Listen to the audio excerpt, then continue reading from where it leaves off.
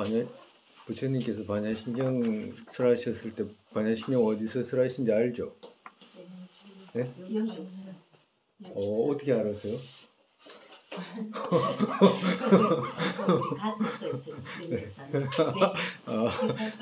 그러셨구나.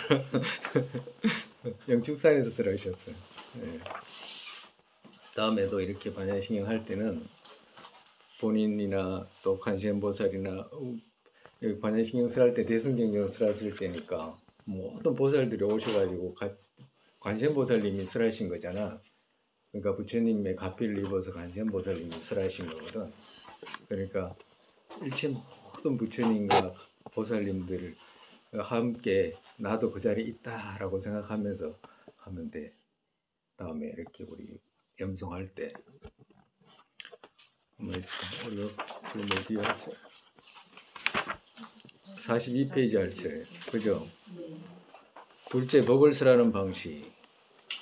둘째 여기서 둘째는 어디에서 둘째예요?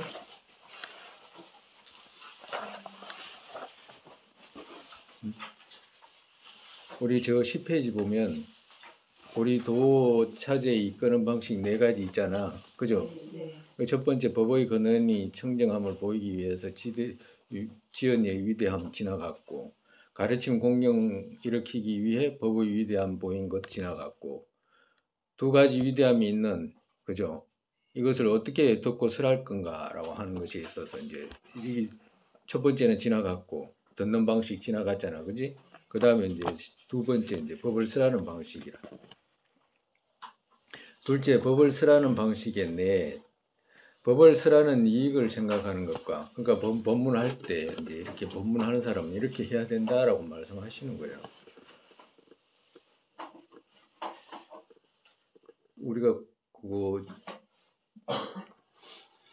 우리 종합화 전자님께서 논을 쓰실 때 수많은 사람들이 법문을 들어야 될 사람도 있고 법문해야 될 사람도 있잖아요. 그렇기 때문에 이렇게 이제 안배하신 거라. 둘째, 법을 설하는 방식에 법을 설하는 이익을 생각하는 것과 부처님과 가르침에 공경을 일으키는 것과 생각과 행위를 어떻게 해서 말하는가와 어떤 장소에서 말하고 말하지 않는 차이이다. 처음은 법문하는 사람은 이렇게 해야 된다. 시봉과 명예 등의 재물을 보지 않고 법을 가르치는 이익은 아주 크다. 즉 권발 정상 의요에서 부처님 경전이에요. 미륵이여 20가지 이것은 바라는 것이 없는 법시, 그러니까 뭔가를 바라지 않고 하는 법시, 즉 공경과 얻는 것을 바라지 않는 법보시, 보시 바로 이것의 이익이다. 법보시의 이익이다. 바라지 않는 보시의 이익이다. 이렇게 말씀하시는 거죠. 즉 20가지는 어떤 것인가? 바라지 않는 보시에서 어떤 이익이 생기는가? 라고 한다면 기억 있게 되는 것과, 법문하는 사람은 기억이 아주 튼튼하게 된다. 닦아서 생긴 지혜 있게 되는 것과, 정말해서 지혜가 정장된다라고 말씀하시는 거지. 용기 갖게 되는 것과, 어디 가서도 위축되지 않는다라고, 결정이 있게 되는 것과, 바로 이거야 라고 하는 그 결정이 있게 되는 것과, 사회에서 생긴 지혜 있게 되는 것과, 세간에서 벗어난 지혜 알게 되는 것과, 세간에서 벗어난 지혜라고 하면 견도 수도잖아, 그죠? 이제 견도로 해가지고 해탈도로 가게 된다 이 말씀하시는 거예요. 또 탐욕적이 적어지게 되는 것과, 당연하죠.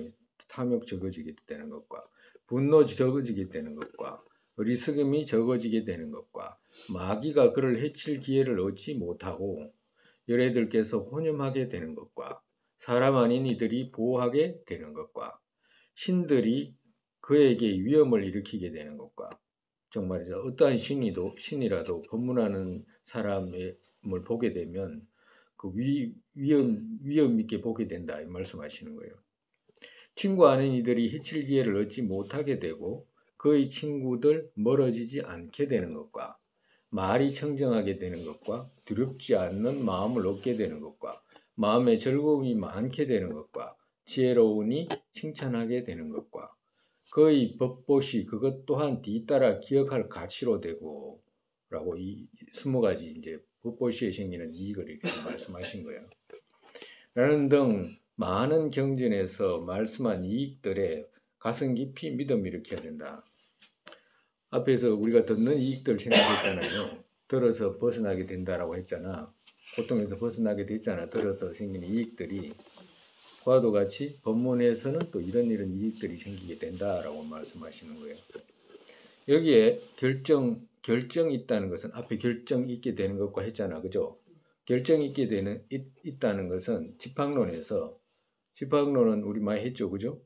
무작고설이 집학론에서는 믿음 있다고 번역했고 신해로 번역했고 구역에서는 어떤 곳에서는 노력이 있다라고도 번역했다. 즉 말해서 경전에 있는 말씀을 논 쓰시는 논사들께서 번역하실 때 이 결정이라는 말을 믿음이라고도 번역하고 어떤 곳에서는 노력이 있다라고도 이렇게 번역했더라. 이제 이 말씀하시는 거예요. 부처님과 법에 공경을 일으킨다는 것은 법을 설하는 방식 그 네 가지 중에 이제 두 번째죠. 승리자의 말씀을 설하면 열애 당신께서 자리를 펴시는 등을 하시는 것과 같이 법은 부처님들 또한 받드시기에 법을 크게 공경하고 가르치는 분의 공덕과 은혜를 뒤따라 기억해서 공경 일으켜야 한다. 부처님 법에 공경해야 된다라고. 그렇기 때문에 부처님 법을 설하실 때 부처님께서도 부처님 당신이 법문하실 때도 일부러 법상을 다 당신이 만들었다고 그러잖아. 그와도 같다. 법을 공경하기 때문에 그렇다. 생각과 행위 어떻게 말하는가에 생각은 해해문경에서 말씀한 5가지 이익을 놓는 것이다. 즉 자신을 의사와 법문설하는 사람 자신 스스로는 의사와 법을 약과 법을 듣는 이들을 환자와 열애를 완전한 분과 정법에 오랫동안 주하겠다는 인식을 일으키는 것과 주의 문도에게 자애를 가져야 한다. 타인이 높은 것에 의심의 질투와 미루기를 하는 나태와 계속해서 말한다 해서 피곤을 일으키는 것과 본인 자신 허풍 떨고 다른 이의 허물을 말하는 것과 법을 감추는 것과 음식, 옷 등의 재물 보는 것은 버리고서 타인과 본인과 타인을 부처 이루게 하기 위해 가르치는 복덕, 그 자체를 자신의 안락의 도구로 생각해야 된다. 오직 부처 이루는데 거기에다가 마음을 쓰지 다른 어떤 것도 마음을 쓰지 마라라고 말씀하십니다. 행위는 법문설할 때 이제 어떻게 하냐면 청결하게 목욕하고서 옷 깨끗이 입고 깨끗하고 마음에 맞는 장소에 법자와 자리에 앉고서는 말을 소지하는 다란이를 염송하고 나면 그의 주위 100유순 이내에 마와 마의 종류의 신들이 오지 못하고 오더라도 장애할 수 없다고 해해문경에서 말씀했기 때문에 이 다란이를 염송하고 얼굴색은 아주 밝게 해서 의미를 이해할 수 있는 갖가지 비유와 인명과 근거를 갖출 것을 말씀하셨고 인명과 근거를 다 갖추라고 하잖아. 인명과 근거 없어도 해, 그죠? 법화경에서 그 지자 항상 질투 없는 상에서 갖가지 의미 있는 아름다운 말 또한 설하라. 게으름 또한 완전히 버리고서 괴로운 생각 일으키지 말아야 한다. 지자께서 좋아하지 않는 것은 모두 완전하게 버려야 한다. 자의 힘으로 주의 문도를 닦게 해야 한다. 밤낮으로 또 최상의 법을 부지런히 닦아야 한다. 지자 커부는 수많은 나유타 비유로서 주의 문도들을 공경하고 그같이 기쁘게 해야 한다. 여기에 어느 때라도 바라는 것은 조금도 없다. 먹을 것과 마실 것, 여자와 음식, 의복과 이부자리 가사 등과 병의 약들 또한 생각지 말아야 한다. 즉 주의 문도에게 그 어떤 것도 구걸하지 않아야 한다. 얻으려 하지 않아야 한다.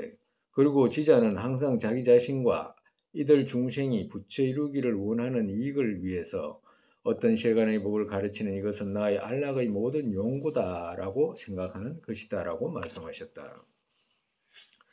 그러니까 누군가가 법을 설할 때는 언제나 수많은 나유타 비유로서 비유가 제일 중요한 덕목 중에 하나잖아요. 그렇기 때문에 주의 문도를 비유로서 이해하기 좋게끔 해라 말씀하시는 거예요.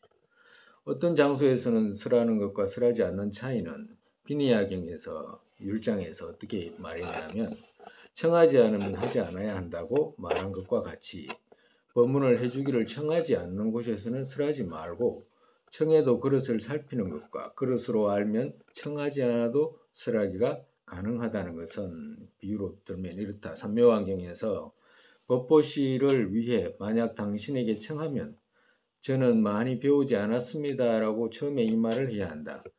그대는 알미 있는 학자이기에 덕 높은 분 앞에서 제가 어떻게 말할 수 있겠습니까? 라고 당신은 이 말을 해야 한다.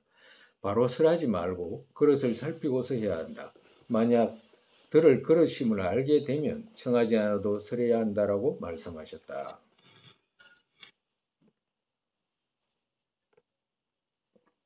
그러니까 법문하는 사람은 막 어디 가서 막 자기가 하려고 그러면 안 된다고 말씀하시는 거예요. 그리고 또 설사 해야 되겠다 해도 수준이 있을 것 같더라고 보니까. 뭐든지 막 이렇게 막 한다고 해가지고 그게 좋은 게 아닌 것 같아. 그럴 거잖아, 그지? 막 아무 때나 뭐 말을 한다고 해가지고 오히려 뭐 다칠 수도 있는 그런 상황이 될 수도 있으니까 살펴가지고. 그리고 또 우리가 꼭 법을 설하는 그런 것도 있지만 도반들끼리라든지 또 불교에 대한 어떤 사람들하고 대화할 때도 있잖아요. 대화할 때도 우리가 그 공승에 대한 어떤 견해를 배운 걸 사람들한테 막 그렇다 하되 막 이런 식으로 말해서도 또 안 돼. 그거 하는 게 아니더라고 보니까 공승의 견해라든지 이런 건 그러니까 공승의 견해 높은 이런 것이 아니라 세상에는 모든 것이 인과로 이루어지더라라고 하는 이런 것에서부터 출발해야지. 막 공승의 견해를 반야경에 뭐 어쩌고 이랬다 막 이렇게 내가 스님한테 들었는데 뭐 어쨌다 이런 말은 아예 안 하는 게 좋아. 그리고 하는 게 아니더라고 보니까 살아가면서 보니까 누가 이해하는 것도 아니고 그냥 가십거리 정도로 생각하게끔 되어버리지 그 진실하게 생각하게 되질 않아. 꼭 하고 싶으면 모든 것이 인과 연으로 이루어졌다라고 하는 거 있잖아요. 그런 건 언제나 우리한테도 필요하고 타인들도 필요하고 세상의 이치가 또 그렇기 때문에 그런 건 도움이 되는데 그렇지 않은 건 도움이 안 되기 때문에 나한테만 이야기되는 것도 아니고 다른 사람 법문하는 사람한테만 필요한 것도 아니고 세상 우리한테 다 필요하잖아 이게. 꼭 누구 법문하는 사람이 필요한 게 아니라 우리 도반들끼리 친구들끼리 말할 수도 있잖아요. 그럴 때도 살펴서 말해야 되고 이런 것도 이제 그 말씀하신 거지. 비니야경에서 안전자에게 서서 법을 설하지 않아야 한다. 누운 이에게 앉아서 법을 설하지 않아야 한다. 높은 곳에 앉은 이에게 낮은 자리에 앉아서 설하지 말아야 한다. 나쁜 자리와 좋은 자리 또한 이와 같다. 앞에 가는 이에게 뒤에 가면서 설하지 않아야 한다. 길을 갈 때 길가에 가면서 설하지 말아야 한다. 머리 가린 자와 소매 걷어 올린 자와 늘어뜨린 자와 목 앞으로 팔짱 낀 자와 뒤로 깍지 낀 자에게 설하지 말아야 한다. 머리카락 높이 한 자와 모자 쓴 자와 머리 장식 있는 자와 꽃다발 입는 자와 둘둘 감은 자에게 설하지 말아야 한다. 코끼리나 말을 탄 자, 가마와 다른 탈 것 위에 앉은 자, 가죽신을 신은 자에게 설하지 말아야 한다. 손에 막대기와 우산과 병기와 칼과 무기를 휘저은 자와 갑옷 입은 자에게 설하지 말아야 한다라고 말씀했고 이들과 반대되는 이에게는 설해도 된다. 곧 이렇게 말한 것은 정말해서 병자가 아닌 것에 근거해서다. 병자가 아니면서도 머리를 막 싸맸다든가 병자가 아니면서도 막 손에 막 둘둘둘 말았다든가 이럴 때 이제 이런 이야기를 한다라고 말씀하시는 거죠. 환자에게는 예외다라고 하시는 거예요.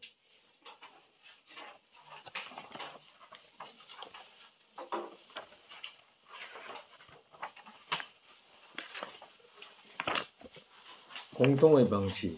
마지막에 이제 법문을 듣고 들었잖아. 듣고 또 설하는 분은 또 설하고 들는 분은 또 들었기 때문에 마지막에는 그럼 어떻게 해야 되는가라고 한다면 설법과 들음에서 생긴 기쁨들을 잠시와 구경의 서원처들의 강렬한 희망으로 회양해야 한다. 지금 회양하시는 거죠. 회양을 말씀하시는 거잖아. 그죠? 법문을 들을 때 법문 듣는 동기 있잖아. 부처 이루기 위해서 우리가 법문 들었잖아. 그지? 또 부처 이루고 자신도 부처 이루고 또 남 또한 부처 이루게 하기 위해서 또 법문설 했잖아요. 그러면 그렇게 듣고 설한 것을 어떻게 할 거냐, 어떻게 회양할 거냐라고 하면 이렇게 회양해야 된다. 구경의 서원처들의 강렬한 희망으로 회양해야 된다. 우리 회양하잖아, 그지? 우리 어떻게 회양이지? 네? 우리 어떻게 회양했어요? 보리 이룰 때까지. 오, 보리 이룰 때까지 부처 이루는 그 공덕의 인에다가 그 회양했잖아, 그지? 과도 같은 거. 이와 같은 방식으로 법을 설하고 들으면 잠깐만 해도 이르신 바 말씀한 이익들이 의심 없이 생겨서 법을 듣고 설하는 중심으로 가지 못한 것으로 인해 법과 법을 설하는 분을 공경하지 않은 등의 이전에 쌓은 업의 장애들이 모두 깨끗이 되고 새로 쌓는 것들도 잔재가 끊어지고 설하고 듣는 방식이 핵심으로 가서 설하는 구결의 가르침이 또 마음의 이익으로 된다. 그러니까 이런 말씀들이 이제 이익으로 된다고 말씀하시는 거예요. 그러니까 동기와 그리고 그 동기에 따라서 그 행위들이 있잖아요. 법문설하고 듣는 행위. 그리고 또 그 들었으면 또 그것에 따른 복덕을 회양하는 뭐 그것에다가 회양해서 생기는 이익들이 이제 생기게 된다. 일반적으로 이전에 바른 분들 모두 여기에 신중하셨고 더욱이 구결의 가르침 여기에 이전 스승분들은 아주 크게 신중했다. 여기 말씀대로 아주 신중했다. 이때까지 배운 여기에서 신중했다라고 하시는 거지. 이것이 큰 가르침의 생각이다. 다른 것보다도 이것 자체가 가장 큰 가르침이다. 곧 여기에서 결정하지 못하고 생각하는 방식의 변화 없이는 깊고 넓은 법을 아무리 말해도 신이 마로 내려가는 것과 같이 되어서 법 자체가 번뇌의 친구로 가는 경우가 더 많이 드러난다. 그렇기 때문에 조화로부터 잘못하지 않으면 보름까지라고 하는 것과 같이 듣고 설하는 도의 해석 방식 여기에 지혜 있는 이들은 건면히 해서 설하고 들음이 언제나 작게라도 하나 있어야 한다. 곧 구결의 가르침을 가르치기에 앞서의 최상은 이것이기 때문에 가르침 전해의 가르침 들어가기 전에 최상 바로 이것이 갖춰져야지만이 어떻게 돼? 가르침에 들어가도 얻을 수 있지. 안 그러면 얻지 못한다고 말씀하시는 거예요. 듣는 방식, 설하는 방식. 특히나 뭐였지? 제일 중요한 것이 뭐였잖아. 법의 근원. 그지? 법의 근원이 청정한지 아닌지를 따지고 그리고 또 그 법의 근원이 청정하다고 해가지고 그것이 누구에게 가 있나 그런 것을 알아야 되잖아. 그러니까 법설하는 분 있잖아. 논사. 그분이 어떤 분인지를 정확하게 알아야지만이 법맥을 알아야지만이 세상으로 본인이 의도하는 것을 얻을 수 있을 거 아니야. 가정으로 우리는 지금 우리나라 같은 경우에는 이런 거 없이 그냥 가잖아. 일반적으로. 누가 법문한다 그러면 그 법문하는 분이 누군지 그 법문의 내용이 어디에서 온 것인지 자기 혼자 하는 말인지 어디에서 맥을 갖고 있는지 그런 것에 대해서 살피지 않잖아. 그걸 살피라고 하시는 거거든. 가장 중요한 것이다. 법문 듣기 전에 그것부터 살피라고 하시는 거잖아. 정말에서 어디든지 누구라도 그잖아요. 그래야 되겠지 않아? 그거와도 같아. 이제 넷째, 구체적 가르침으로 제자를 어떻게 이끄는가의 차례. 10페이지 이건 네 번째 있죠? 그 네 번째라. 넷째, 구체적 가르침으로 제자를 어떻게 이끄는가 하는 차례의 둘. 도의 뿌리인 스승에게 의지하는 방식과 의지하고서 마음을 어떻게 배우는가 하는 차례이다. 처음에 둘, 결정을 일으키기 위해 조금 넓혀서 설하는 것과 배양 방식을 요약해서 보이겠다. 결정을 일으키기 위해서 어떤 결정? 이렇게 의지해야 되겠구나. 이렇기 때문에 의지해야 되는구나 라고 하는 그 결정을 그걸 일으키기 위해 조금 이제 자세하게 설명하겠다라고 이제 말씀하시는 거예요.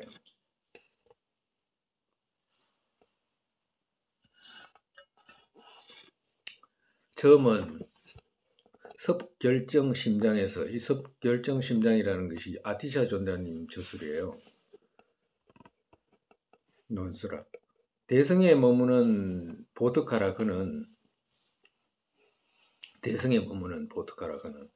올바른 스승에 의지했고라고 했고, 대성에라고 하는, 대성에 머무는 보트카라라고 하는 거라, 대성에 머무는 보트카라 그는 올바른 스승에 의지했고라고 했고,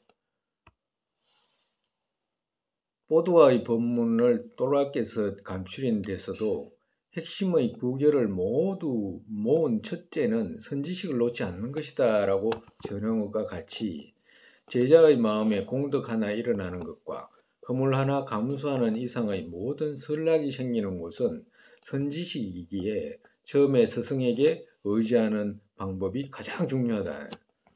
누군가 스승을 자기가 또 선택해야 되고 그 스승이 또 누군가를 알았으면 그 스승에게 의지하는 방식 어떻게 해야지 어떤 식으로 의지해야 되는가 하는 것은 가장 중요하기 때문에 이제 이 부분을 말하겠다라고 하시는 거예요. 즉 보살 장경에서 요약하면 모든 보살의 행을 얻는 것과 보살의 모든 행을 얻는 것과 완전히 갖추는 것과 그같이 바라밀과 지위와 보살 지위와 인욕 바라밀 이제 바라밀이죠. 인욕과 선정과 신통과 다란이와 변제, 회양과 기도와 모든 불법을 얻고 원만하게 성취하는 것은 스승에게 달려있다라고. 정말에서 불법을 얻고라고 하는 것은 동기거든. 얻으려고 하는 거니까. 불법을 얻고 원만하게 성취하는 것은 스승에게 달려있다. 다른 데 어떤 것이도 아니고 오직 스승에게 달려있다. 스승이 뿌리이고 스승에게서 왔고 스승은 생기는 처와 넓히게 되고 스승께서 낳는다. 스승께서 발전시키신다. 스승에게 의지해야 한다. 스승을 인으로 해서 된 것들이다 라고 말씀하셨기 때문이다. 이렇게 보살 장경에서 이렇게 말씀하셨기 때문에 가장 중요하다라고 하시는 거예요. 그러니까 쫑가버 존자님께서 스승에 의지하려고 해야 된다라고 했는데 그럼 그 근거가 어디냐라고 하면 경에 이렇게 돼 있잖아라고 하시는 것이라 다른 말이 아니고 그렇게 스승께서 낳는다라고 했잖아 부처님께서 이렇게 말씀하셨잖아라고 말씀하시는 거예요. 보드와께서도 해탈을 성취하는 데 스승보다 중요한 것은 없다라고 하시고서 비유로 그냥 보고서도 가능한 금생의 일도 가르쳐주는 이 없이는 되지 않는데 하물며 사막도에서 막 나와서 가보지 못한 경지로 가는데 스승 없이 어떻게 되겠는가라고 말씀하셨다. 불가능하다. 사막도로 가는 데서 사막도에서 막 나와가지고 오늘 바로 부처된다고 하면 얼마나 많아. 아이고 참 속된 말로 참 기함을 하겠다 그지?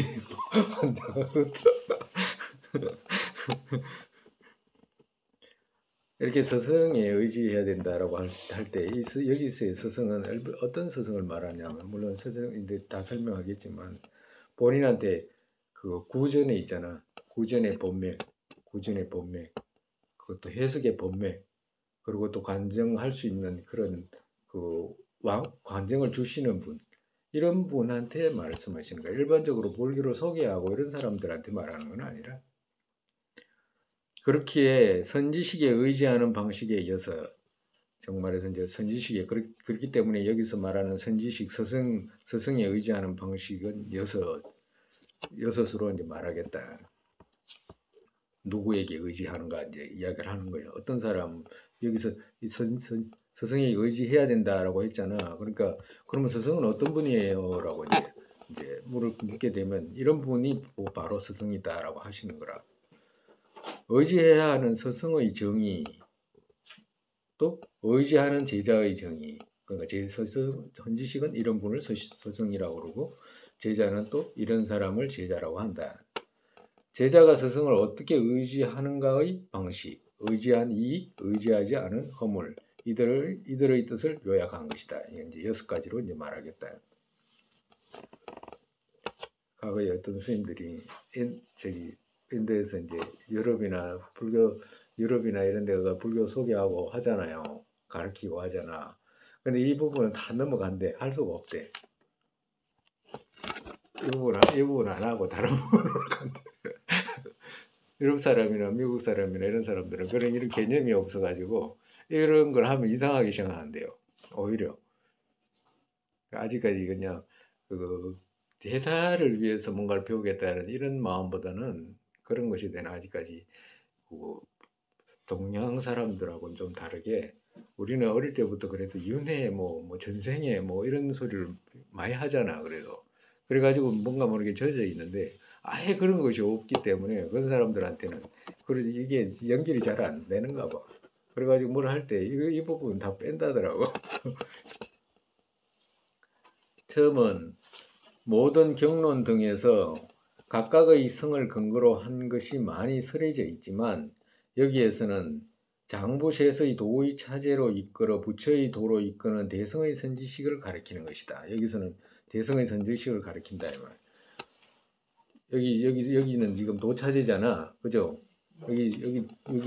여기서는 이 말은 도차제 여기에서는 장부셋 이 셋의 도의 차제로 이끄는 부처의 도로 이끄는 대성의 선지식을 말한다. 여기서 선지식이라는 것은 대성의 선지식이라고 하지 그 불교를 소개하고 이런 정도는 아니다라고 말씀하시는 거예요. 이것은 선지식 의지하는 방식 이것은 장엄 경론에서 어떻게 말했나 하면 이런 뜻이라. 선지식은 조복, 적정, 건적정, 수성공덕, 건면, 교가 풍부하고 공을 정득하고 뛰어난 언변 있고 비의 자성, 힘들어하지 않는 이에게 의지해야 한다라고 10가지 선지식의 법을 갖춘 이에게 제자는 의지해야 한다고 말씀하셨다. 정말에서 현관장엄론에 그 미륵보살께서 선지식이라는 사람은 선지식에 의지하고자 하는 제자는 선지식이라는 사람은 이런 걸 조건을 갖춘 분을 선지식이라고 한다라고 이제 결정을 내려놓은 거라.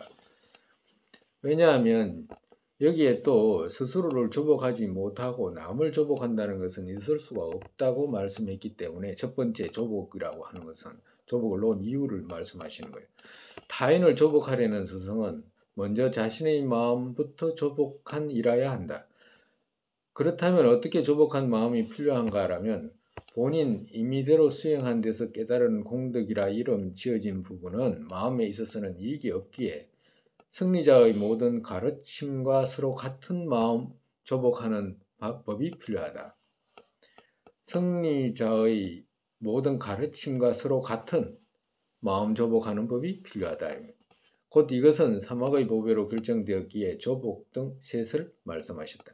그러니까 사막이 계정의 사막이잖아, 그죠? 그러니까 계정의 사막이기 때문에 조복이라고 하는 것은 계약을 말한다라고 말씀하시는 거예요. 그러니까 계약, 정학, 해학이 있어야 된다라고 말씀하시는 거예요. 여기에서 조복이라는 것은 계약이다. 첫 번째. 지금 현관장엄론의 스승의 조건을 갖춘 조건은 10가지를 지금 말씀하셨는데 그게 첫 번째를 말씀하시는 거예요. 여기서 조복이라는 것은 계약이다. 별해탈에서 항상 힘써 쫓은 부리기 어려운 마음의 말에 날카로운 못 100개의 재갈은 이것이다. 부처님께서 설해 놓으신 기약이다 말씀하시는 거예요. 기약. 그러니까 불교도 같으면 우바시에 우바이, 사미, 사미니, 비구, 비구니, 보살계, 물국계 이렇게 되는 거지.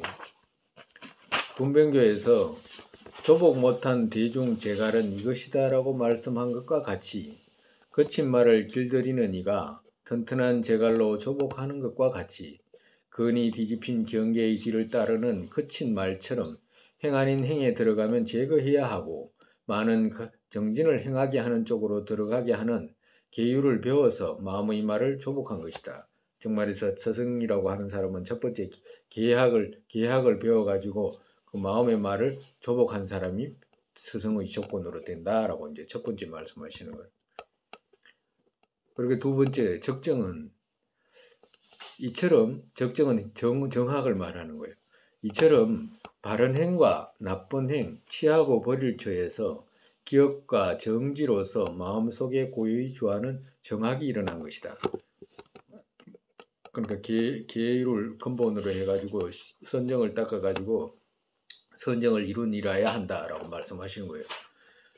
그리고 이제 세 번째 건적정은 이건 해악을 말하는 거예요. 마음이 선행의 일로 되게 하는 사마타에 의지해서 정확한 의미로 각각을 분별하기에 해악이 일어난 것이다. 해악을 말하는 정말해서 계정의 사막을 갖춘이라야 한다라고 말씀하시는 거예요. 이같이 사막으로 마음을 조복한 정덕의 공덕만 갖춘 것으로는 되지 않고 가르침의 공덕 또한 갖춰야 하기에 교가 풍부하다는 것은 여기서 이제 아까 전에 20가지 중에 그거 순서는 여기서 이제 일률적이지 않는데 이제 교가 풍부하다라고 그 안에 있거든. 이제 그걸 이제 말씀하시는 거예요. 교가 풍부하다는 것은 경륜론 3장 등에서 많은 들음이 있는 것이다라고. 이거 무슨 말씀이냐 하면 교가 풍부하다라고 말씀하시는 것은 부처님 가르침에는 구전의 맥이 있고 그 해석의 맥이 있어요. 그리고 또 밀교 관정의 맥이 있고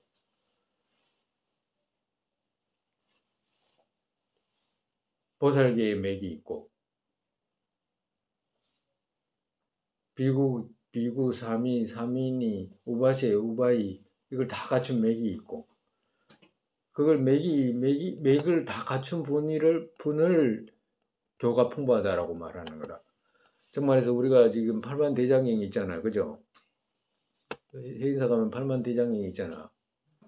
팔만대장경이 있는데 팔만대장경을 우리는 고려시대 때 판각을 해가지고 전쟁에서 해방되기 위해서 이제 판각을 해가지고 모셔놓은 거잖아. 그 기원을 하기 위해서, 그지? 전쟁 빨리 끝나고 물러가게끔 하기 위해서 소원을 바란 거잖아. 근데 일반적으로 그 고려시대나 신라시대 때도 경전은 넘어올 수 있는데 그 구전의 맥은 없어, 사실은.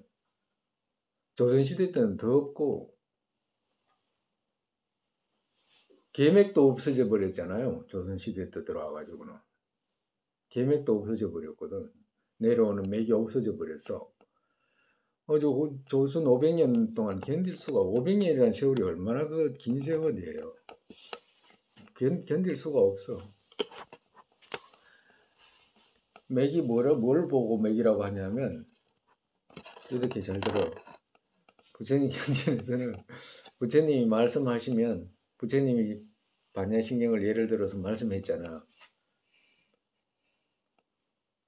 부처님 반야신경은 이제 영축산에서 그 관세음보살님이 이제 설하셨다고 치고 이제 대성경전이라고 치고 대성경전을 이제 부처님 가피를 그것도 다 부처님이 설하신 거라 가피로 설하신 거니까 부처님이 이렇게 설하셨잖아.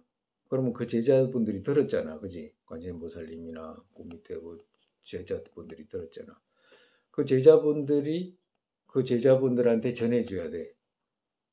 그걸 맥이라 그래. 그래가지고 세대가 부처님 열반하신 지 2500년이잖아요. 그럼 부처님 계실 때부터 전해가지고 그 밑에 제자로 전해오고 그 밑에 제자로 전해오고 그 밑에 제자로 전해오고 반드시 이렇게 전해져 와야 돼. 그러니까 여기서는 전해줄 수는 있지만 자세한 해석은 없잖아, 그지? 마하반야와는 지금 이렇게 일반적으로 이렇게 말해도 전해지긴 전해진 거지 말씀이. 그렇지만 해석은 없어, 그지? 그 안에는. 근데 또 두 번째는 뭐가 있냐? 해석까지 전해지는 게 있어. 부처님께서 경전을 설하시고 난 뒤에 말씀을 해석을 하시잖아. 그지? 해석을 하거나 또 논을 쓴 용수보살님 같은 분이 있잖아. 그건 전부 다 해석 쓰니까 논서는 전부 지혜품이거든. 해석이거든. 그러니까 부처님께 말씀하시고 논서가 있으면 용수보살님께서 논을 해석하잖아. 그러면 해석의 맥이 이제 필요한 거라. 용수보살님이 해석했으면 그 맥이 그 다음 제자의 아리아데바라든지 월칭보살이라든지 그 밑에 적천보살이라든지 이렇게 해가지고 그 스승과 제자 이렇게 앉혀놓고 계속 이렇게 해가지고 그 수십 년간을 익혀가지고 신속해가면서 이렇게 전해주고 이렇게 내려오는 것을 갖다가 그렇게 그 해석의 맥이라고 그래. 해석의 맥이라고. 똑같아. 용수보살께서 그 논을 쓰셨잖아. 그러면 아리아데바 스님이 이제 월칭보살이나 이런 분들이 제자니까 그거 논에 소를 써. 논에 소를 쓴다고. 논을 해석한 것이 또 소라. 그러면 또 소를 해석한 소가 또 더 어려워. 논보다 경전보다 논이 어렵다 그러고 논보다 소가 어렵다 그러고 소보다 이게 소가 또 더 해석이 안 돼 또. 그러니까 또 다른 이런 이제 쫑가바 스님 같으신 분이 이제 필요하신 거라. 그러니까 이분들은 또 그 소를 또 해석하신 분이라 자세하게 아주 막 어린애한테 말해주신 거거든. 근데 이런 맥이 끊어지면 안 돼. 끊어지면 왜곡되게 해석하게 되잖아.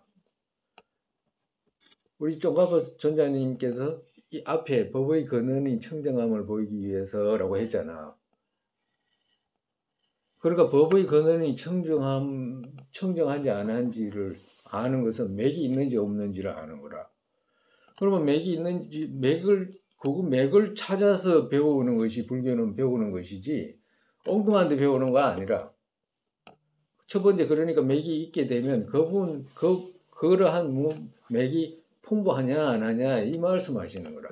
그러니까 그 구전의 맥도 풍부하게. 그러니까 정말 어떤 사람은 팔만대장이 중에 반야신경 하나만 들었을 수도 있잖아. 많은 경전이 있으니까. 근데 어떤 분들은 저걸 다 가지고 있는 분이 있어. 티베트에서는 그런 법문 하거든. 법문 구전 법문 이렇게 하면 어떤 것은 대장경을 다 읽어. 대장경을. 그러니까 하루에 한 8시간씩 6개월 읽어요. 생각을 해봐. 하루에 8시간씩 6개월을 읽는다니까. 앞에 앉으신 분은 그거 6개월간을 계속해서 경전을 읽어. 그러면 그걸 전해받는 거라. 그럼 이게 그렇게 중요한 거라. 불교를 배우는 사람은 반드시 이거부터 배워야 되는 거라. 이거 우리 앞에 놓으신 이유가 그런 거라. 종가바 스님께서 놓으신. 일반적으로는 이걸 배우지 않고 한 덩어리 빨리 내한테 갖다 달라고 막 이런 식이거든. 그런 건 없어. 그런 건 적어도 이해를 못해 소화도 못 시켜. 아예 못 시켜. 그러니까 쫑가바 스님이 이걸 놓은 이유가 그런 구전을 갖고 있고 해석의 맥도 갖고 있고 공덕을 스스로가 노력해가 어떤 사람이 스스로가 누구한테 말해줄 수 있는 그런 조건이 된다라고 하는 것이지. 그리고 또 그런 사람을 찾으라고 하는 거거든. 우리 같은 경우에는 그러면 조건이 천만에 조건이 안에 몇 개 돼도 안 해. 조건이 갖춰지지도 않아. 그래도 할 수 있는 이유가 뭐야? 여긴 더 없거든. 더 없어요. 그래도 우리 존자님 날라라면 존자님 있잖아요. 그러니까 존자님 보고 존자님한테 모든 것이 왔다라고 생각하면 돼. 오직 그분한테서도 다 온 거라. 오직 그분한테서. 근거체가 있어 우리는. 뒷배경이 있다. 백그라운드가. 여기 계시잖아. 백그라운드가 있어. 걱정 안 해도 돼. 그와도 같이 그렇기 때문에 법이 청정한지 그렇지 않은지 누가 설하는 분이 청정한지 안 한지 그것은 맥이 있어야 된다고 그랬잖아요. 앞에. 그걸 말씀하시는 거라. 그러니까 불교를 배우는 사람들은 이것부터 가장 먼저 찾는 것이 제일 중요해요. 불교 방송국에서조차도 이상하잖아요. 요사이는. 막 엉뚱하게 막 그 기준이 없고 막 오히려 사람을 현혹시키는 그런 방송국이 돼버리잖아요. 그와도 같다. 그러니까 이런 조건을 갖춘 분을 찾게 되면 우리 지구상에서 오직 존자님밖에 안 계신다니까. 막 오직이라고까지 말할 수 없지만 그래도 우리한테 드러난 분은 그분이 최고로 먼저 드러났다니까. 그와도 같다.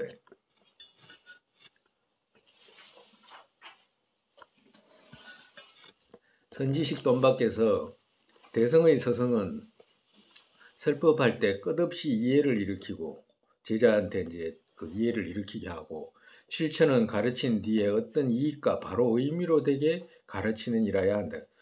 그러니까 가르치고 난 뒤에 그 사람이 어떤 의미로 마음에서 이런 의미구나라고 하는 마음의 변화를 줄 수 있어야지 그렇지 않으면 안 된다라고 하시는 거라. 그리고 이제 다섯 번째 공을 정득한 것은 다섯 번째 공을 정득했다는 것은 특별한 해학의 법 무아를 정득한 것이거나 공성의 실제적 요체를 지닌 것이다. 즉 말해서 공을 현정으로 깨달은 사람이 라야 한다라고 말씀하시는 거예요. 즉 그렇지 않으면 만약에 그렇지 않다고 한다면 근거와 논리로서 정득한 것으로도 된다고 말씀하셨다. 즉 말해서 공을 바르게 이해한 것으로 설명해도 된다라고 이제 그 여유를 주신 거예요. 왜 그러냐면 비량이 성립되기 때문에 그래. 이렇게 교와 정을 갖췄어도 제자보다 낫거나 서로 같아서는 되지 않고 말이 안 되잖아, 그지? 제자보다 뛰어나야지.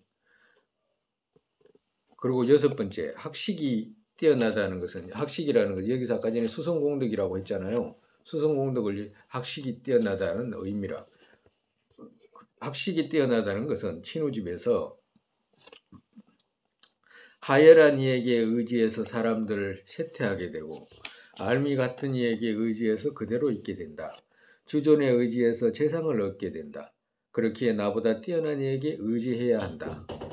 계율, 건적정과 지혜 가장 최상을 갖춘 주존 그 어떤 이에게 의지하면 주존보다 크게 뛰어나게 된다라고 말씀했기 때문이다. 그렇기 때문에 자기보다 어떻게든지 뛰어난 분, 그분한테 의지해야 된다라고 하시는 거예요.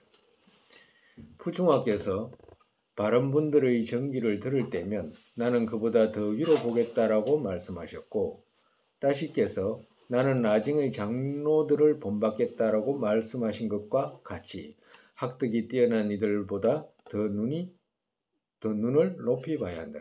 라징의 장로라는 말은 뭐냐면 이 라징이라는 절이 있어요. 티베트에. 거기 이제 쪽합사 존자님이 이제 거기서 이 논을 쓰셨거든. 그러니까 이제 거기는 이제 그 많은 분들이 이제 그 법맥을 가지신 분들이 많이 주했기 때문에 이제 거기 이제 분들은 이제 본받겠다라고 이제 이야기를 한 거라. 그와도 같이 그런 뛰어난 분들을 본받겠다라고 하면 우리 자신도 그분보다 더 뛰어날 수 있다라고 하는 거라. 이와 같이 6가지 이들 법은 본인이 이루는 공덕이고 나머지는 남을 이끄는 공덕이다.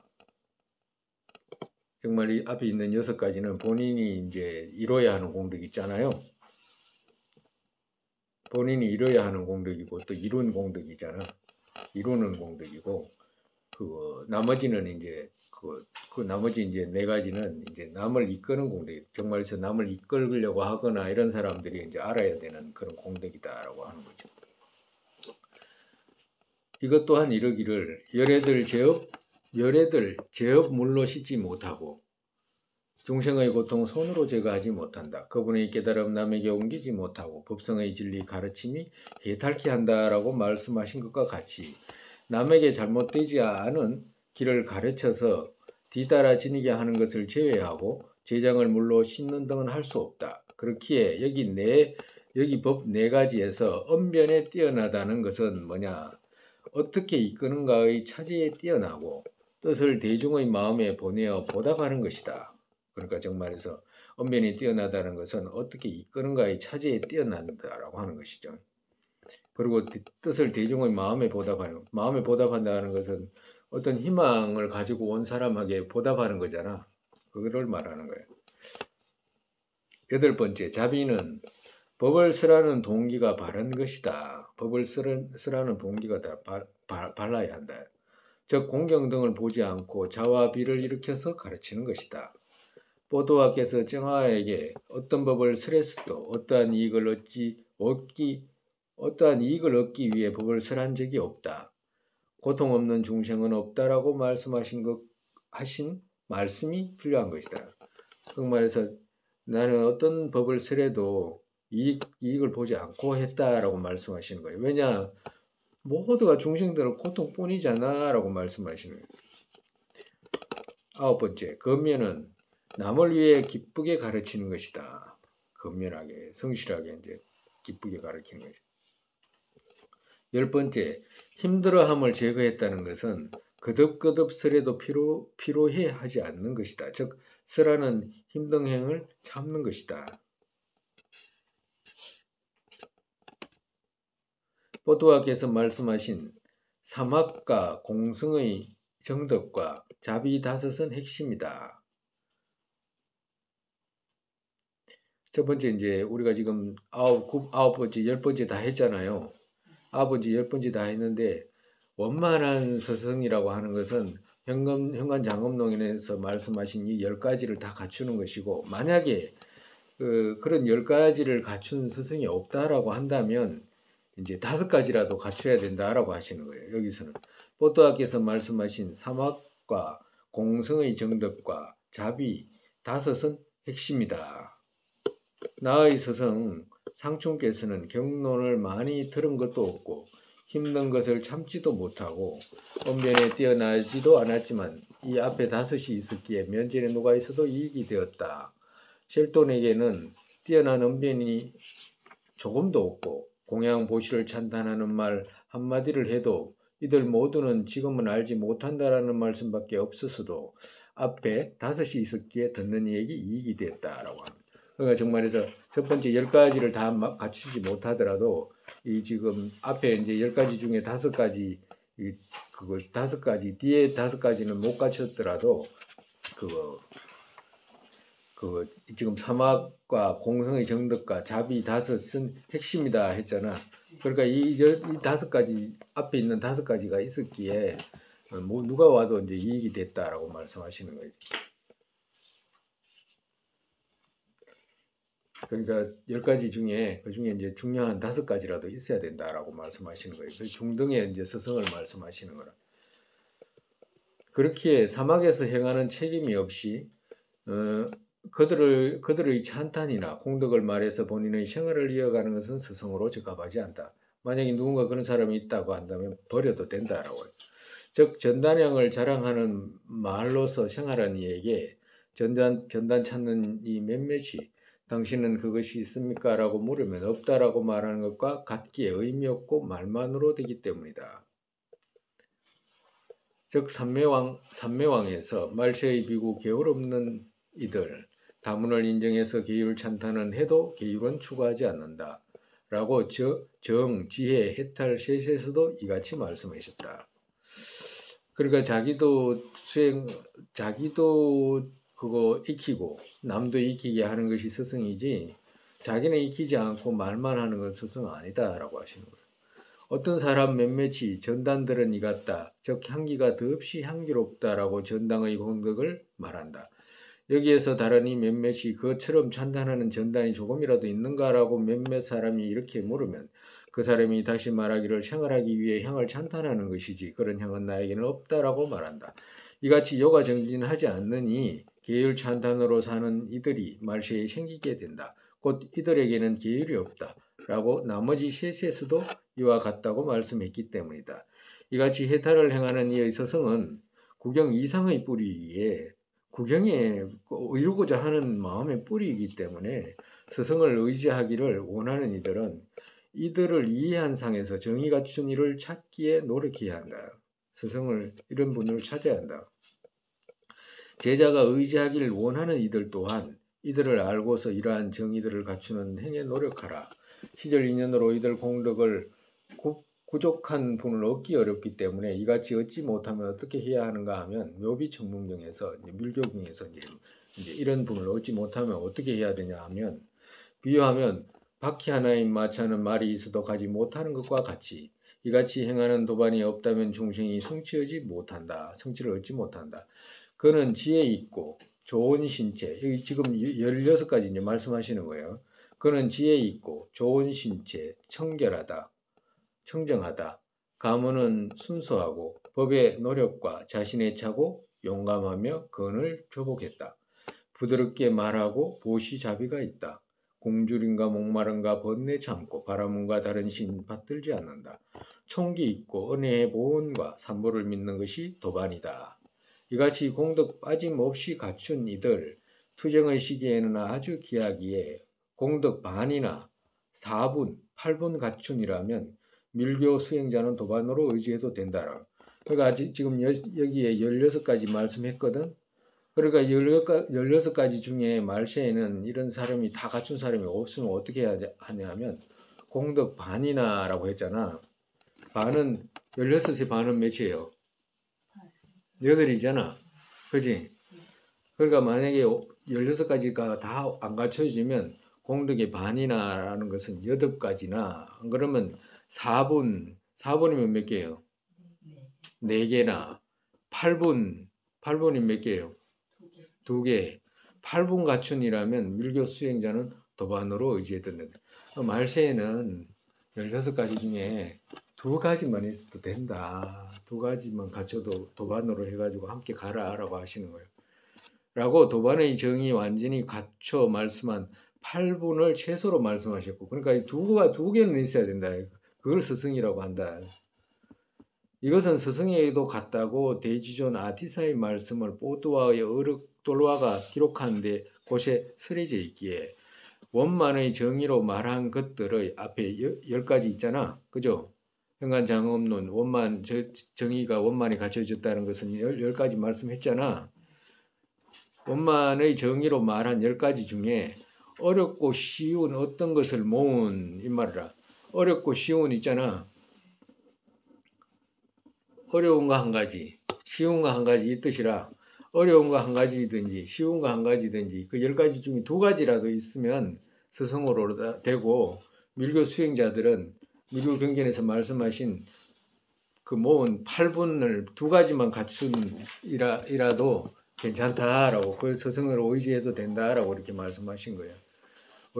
의지했다 그러면 그거 어떤 이익이 된다라고 이렇게 말씀하시는 거예요.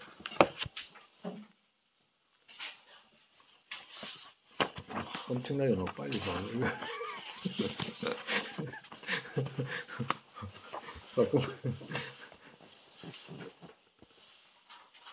일반적으로 우리가 그 스승을 찾는다라고 하잖아. 근데 스승을 찾는 그 불교 배우려면 스승부터 찾아야 되잖아. 어떤 분인지를 찾아야 되잖아. 그리고 찾았다 그러면 그분이 어떤 분인지 살피고 어디서 불교는 어떻게 해서 배웠고 그분이 본명은 어떻게 내려와 있고 그분 스러운 분이 뭘 가지고 있고 무슨 견해를 가지고 있고 이걸 다 들어야 되잖아요. 그런 거 없이 만약에 저 절에 가면 불교를 배울 수 있을 거야. 저 절에 가면 불교대학 하니까 저기 불교겠지라고 하잖아. 대부분 그런 거잖아요. 근데 우리가 살펴보면 법맥이 있나라고 살펴보면 법맥 없어. 이상하다니까 진짜로. 스님이 말하는 것이 잘못됐나 안 됐나 여러분들도 찾아서 살펴볼 수 있어야 되잖아. 스님이 그때도 이야기했잖아요. 선종의 우리 견해를 배웠기 때문에 유식의 견해하고 실침보살의 견해하고 용수보살의 견해하고 완전히 틀려. 유식은 연기 중에서도 우리가 연기 3가지 연기 했잖아. 2년 연기 이상 올라가질 못해. 의존된 연기 속에서도 2년 연기 정도지 의존된 연기까지는 올라가질 못한다고. 분별 가림 연기까지는 가질 못한다고. 그렇게까지 차이가 나는데 어떻게 세친보살의 본맥이 중국에 넘어와가지고 거기서 어떻게 대승의 중간하게 견해로 되냐고. 있을 수가 없잖아요. 스님 잘못 판단했나? 말이 안 되잖아. 그러나 놓고 세친보살이 내려온 분이 중간하게 견해를 가지고 있다. 이게 말이 됩니까?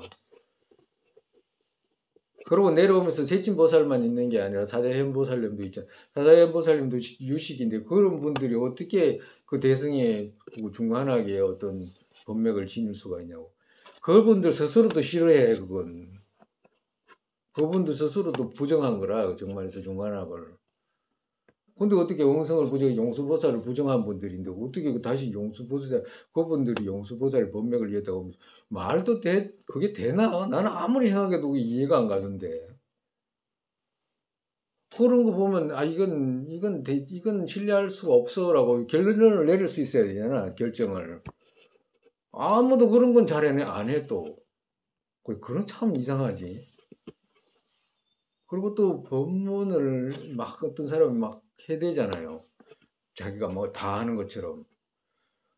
어디서 가르침을 배운 데도 없어. 지 혼자 그냥 하는 소리지. 대부분.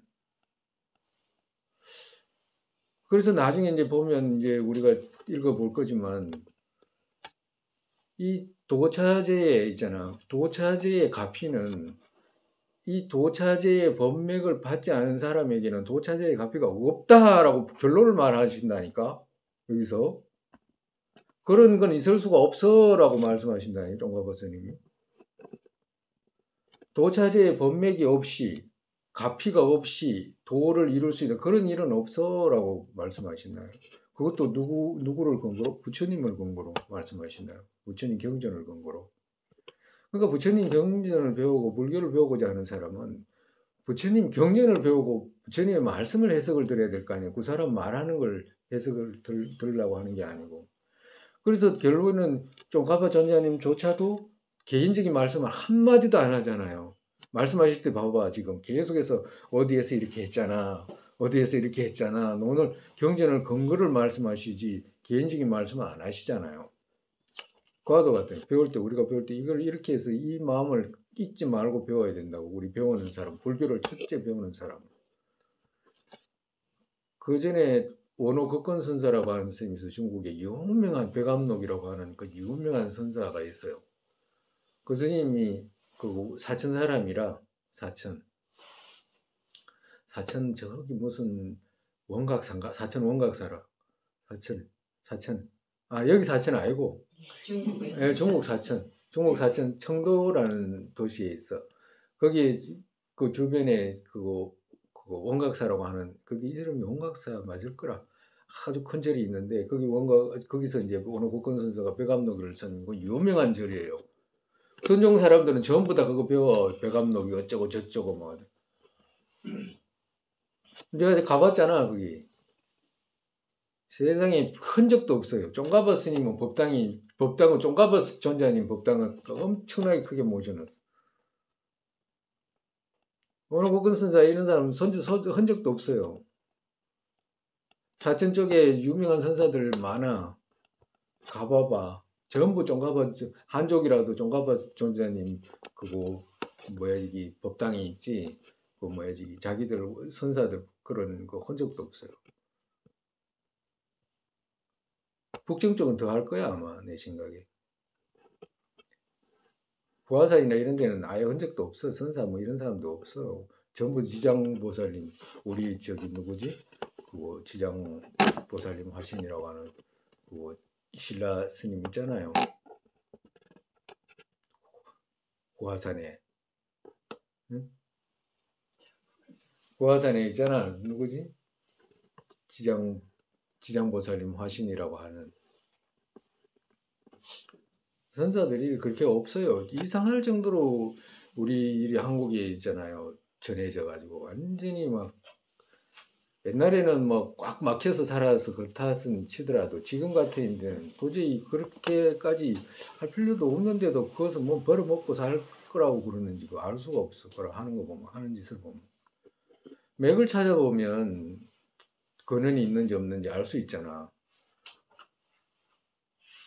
논을 찾아보면 논에서 말하는 의미들이 드러나기 때문에 아니 세상에 어떻게 그거 저기 사리불 존자나 뭐야 저기 가섭존자님 같이 가섭존자님의 그 뭐야 저기 그 아란 여러분들이 쓰신 그 논서 있잖아. 대법출론이 내려오는데 거기 어디 법공이라는 말이 있지도 않잖아. 근데 그 사람들의 법을 이었다라고 그 나쁜 의미로 하는 말은 아니지만 그분들의 법맥을 이었다라고 하는 게 말이 되냐고. 그게 앞뒤 생각을 해보면 조금 조금만 생각, 말도 안 해요. 조금만 생각해 보면 그렇더라니까. 오늘 이만큼 하고 다음 시간에 이제 그거 이제 둘째 해가지고. 그러니까 위덕회가 있어서 위덕회한테 이제 하는 말이라. 그러니까 자꾸 이제 위덕회가 이제 처음 불교를 배우니까 이런 마음으로 이렇게 찾아야 된다. 스승이 있잖아. 꼭 한두 사람 있어야 되고 이럴 필요는 없어. 많아도 좋아. 근데 그러한 법맥이 있는지 없는지를 첫 번째 찾는 것이 제일 중요하다.